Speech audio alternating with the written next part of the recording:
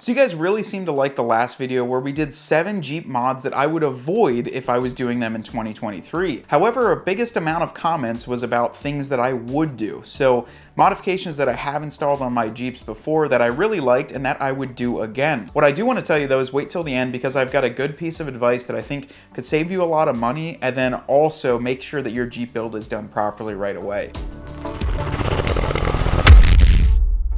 Another one that's kind of highly debated is adding on a steering stabilizer. Now, I will say it's only debated because if you're using that to band-aid death wobble, typically that is not the fix. However, if you're using a steering stabilizer to help stiffen up the front end and the overall driving feel, I would highly recommend a Fox or a TerraFlex Falcon ATS or through shaft steering stabilizer. I had a Gladiator on 37s that kind of liked to wander a little bit and wasn't giving me the best stiff feel on the steering wheel that I was expecting. I added on the Fox ATS Stabilizer onto that build and it completely fixed those problems. It gave me a little bit more firmness, it really gave the driving quality back, and I could recommend it because there was no death wobble going on. I just wanted to feel a little bit tighter up front. It's something that I run on every one of my builds, and I can tell you it's not snake oil. Buy the right stabilizer, which I would recommend a Fox or a Falcon. We'll leave links in the description and you're not going to regret that.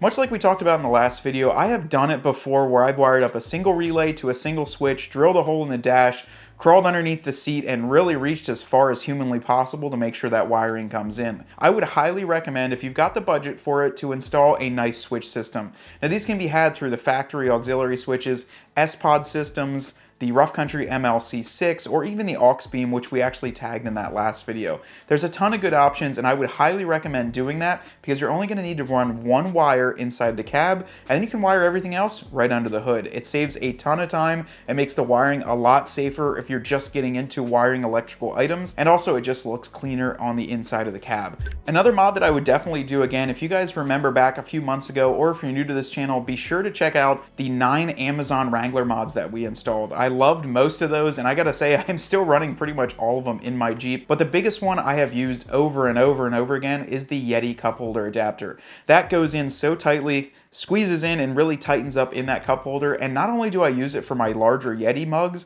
but I also use it just to sometimes throw my phone or my wallet in there if I'm going through a drive-through. I can just set it in there. It sits up and above a little bit, but it's also a nice container for some of those loose-fitting objects. We'll definitely leave a link in the description with that one. It is an extremely popular product. I did not know it existed until we done the video, but it's great and I use it every day. I would definitely do it again, and even if you don't have a Jeep, pick up the 2-pack for you and the wife and throw them in all the other vehicles. I have one in my truck, in my wife's car, or her Grand Cherokee L, and my old plow truck, so I use it all the time and I would highly recommend it. I get asked a ton about doing a full lift or just doing a spacer lift. Now obviously this answer is a bit subjective and it does depend on the budget and your overall goal of the Jeep. I would say to definitely go for a spacer lift if that is the maximum height that you're planning on achieving. If you don't want to go any higher, you're content with that tire size, and you just want it to look a little bit more aggressive, still be able to handle some trails, but just want a little more height for daily driving. Going for a full lift, you have to figure out what your plan is for the build, but recommending a full lift from the get-go is something that I would say definitely do if you want to go bigger. So don't go out and order the spacer lift just because you want to squeeze those tires on right now. Definitely wait, add on that full lift kit, and do it right the first time. I think we've all seen the question, what's the biggest size tire I can fit stock with a 1-inch lift, etc. I would say if you're looking for that biggest size tire, find a lift that works properly for you, and also think about how much you're going to be wheeling that Jeep. So that suspension one leads me into my next thing that I would do again, and it has to do once again with suspension. I ran this kit on my 2018 Jeep JL Hemi swapped, and I put on a set of control arm drop brackets. Now those are something that I would actually recommend doing again. I can tell you that I've run many lifts before and they do great with control arms that are a little bit extended but aren't adjustable. If you're looking to get a really good ride quality out of something that's even a lower lift kit but want to just maintain the right angle of your drive shaft up front, I can tell you that with that Jeep, I had a great kit on there. My dad actually said it drove like a Cadillac when he drove it around a few times. And that was because it had the right suspension geometry, and then it also had one of those Fox ATS steering stabilizers on it too. But something I would do again, control arm drop brackets for the front of a JL or Gladiator. If you guys are anything like me, you're constantly bringing around your four-legged friends in the Jeep. We actually had another video, I talked about the earlier Amazon one. We did one talking all about pet mods. I use a lot of those still to this day, but there was one in particular that I continuously run. It's not only good for pet safety having them in the back, but I've got a little guy that rides with me in the Jeep, and in the event we get in an accident, I would hate to see any of my heavy recovery gear fly up through to the front compartment. I 100% would always recommend adding on the dog or pet barrier that we have to split the rear seat and the cargo area. Like I said before, it is great for the dogs, but I also thought about it the other day. You always hear that loose objects can fly around in an accident. I don't want to see that happen, and this really does contain all of my recovery gear, all of my camping gear in the back, and sometimes allows me to stack it up a little bit higher because that netting is there to kind of give it a barrier. And plus, it just looks cool in the Jeep with the top off. So definitely recommended. Once again, all of these links will be in the description below too if you want to check one out. Something that is always highly contemplated is the brand of winch to go with.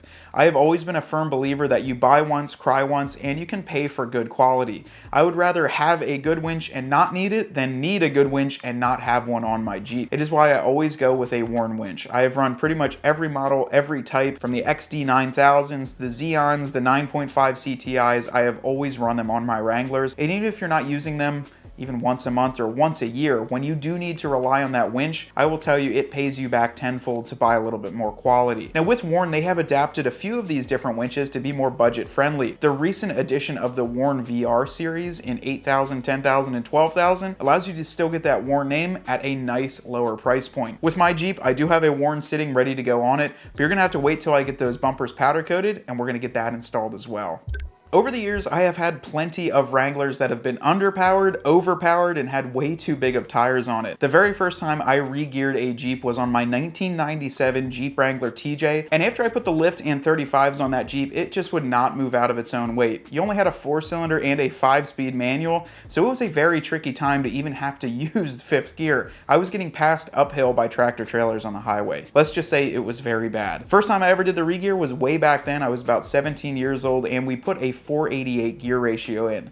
I can tell you it was night and day with the power that the engine was able to produce, and also getting that to the ground a little bit better. So if you guys are debating doing a re-gear, if you've lost overdrive, you're not hitting 8th gear, 6th gear, or even 5th, depending on the Jeep that you have, a re-gear is highly, highly, highly recommended from me, and I would say the sooner you can do it, the better. The next thing up to bat is something that honestly I wish I would have done sooner on my brand new JL, and a lot of you guys are probably going to be pretty upset with this one because you're experiencing issues currently with them. That is going to be the JL and JT hinges. I really, really wish I would have got a set of good protectors on those, whether it be a clear film or even plastic, that would cover those up and prevent the rock chips from starting. I can tell you on mine currently, I've already got a few chips away on the hinges, either on the door side or the body side. They're already chipping, and I tell you what, for the 20 or 30 bucks it would have cost to put some clear film on there, it really would have been worth it for me. Luckily for those Bronco guys, they're all tucked in from behind the door and they don't really get as beat up as ours do, but with ours, I would highly recommend throwing a set of those on and saving yourself the headache of having to get that paint touched up. Another thing that I would kind of just check off right away when you pick up a Jeep, whether it be new or used, is picking up a good phone mount. Now, personally, in all of my rigs, I run bullet point phone mounts. My dad has one in his, and then we've even got one for my mom's Ram 1500. They're very universal, but what they do is really lock your phone in a great, secure environment, and don't let it fall all over the place when you're either wheeling or daily driving. I had a Jeep before that I did not have a phone mount on. I laid my iPhone up onto the dash, took a quick turn while driving around, and the phone flew completely out of the doorless Jeep. So I lost the phone, had to drive back, find it, dig through the weeds.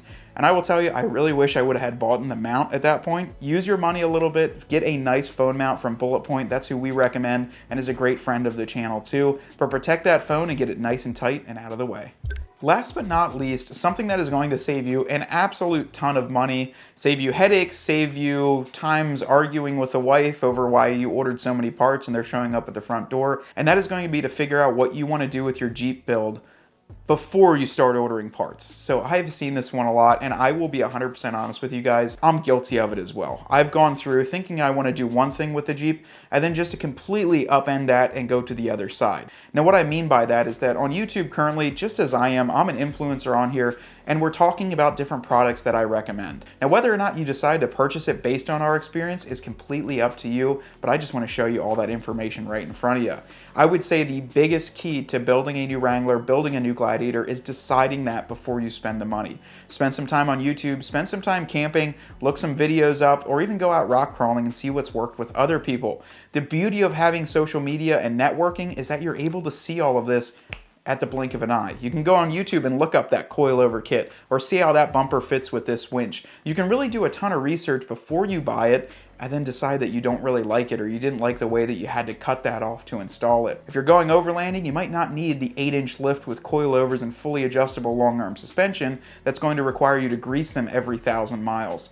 If you're going to do a complete rock crawling kit, maybe don't get the spacer lift right away and save up a little bit more to get that long arm kit. There's a lot of things that I would tell you to decide exactly on how you want to use your Jeep, and don't let other people tell you that you need to build this thing up into a crazy rock crawler if that's not how you're going to use it. I want you to be happy and enjoy the Jeep lifestyle, the off-road, the overland lifestyle, the rock crawling lifestyle. Whatever driving your Jeep looks like to you is the way I want you to build it, but figuring that out before you spend some money is definitely something that you need to do.